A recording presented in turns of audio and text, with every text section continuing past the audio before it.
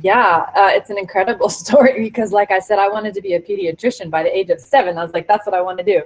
And so one day I was just following a friend of mine from school, and she was a very good tennis player.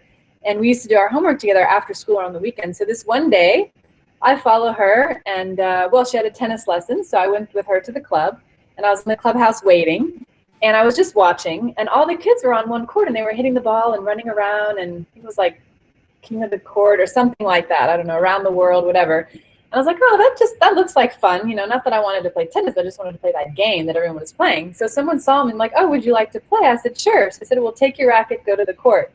So I was like, okay, I don't have a racket. I said, we'll go to the pro shop. So I went to the pro shop, asked for a racket.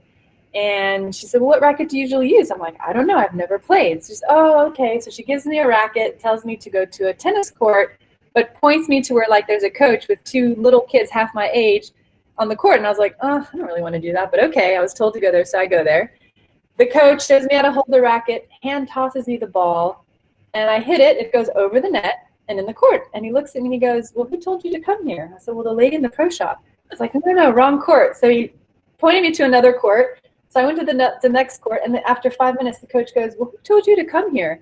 I said, well, the coach over there. He's like, no, wrong court. So I moved to a third court, stayed there, and by the end of that practice, I was doing serves and playing points, and I was like making sure I was the last person so I could try to do what everybody else was doing and copy them.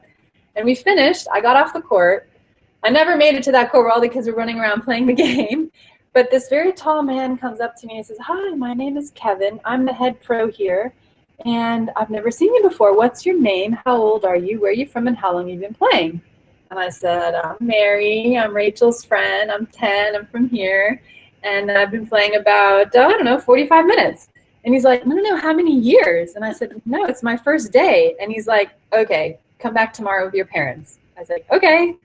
So I run off to my friend Rachel, like, oh no, I'm in trouble. I shouldn't have played. I have to come back tomorrow with my parents. So we came back the next day, and I just can so clearly remember, I still see, I'm standing there, I'm looking at my parents, talking to Kevin, the head pro, and waiting. And then they come back and say, okay, Mary, well, you know what? Now you're going to play tennis just like Rachel after school 3 times a week for an hour. And I was like, okay.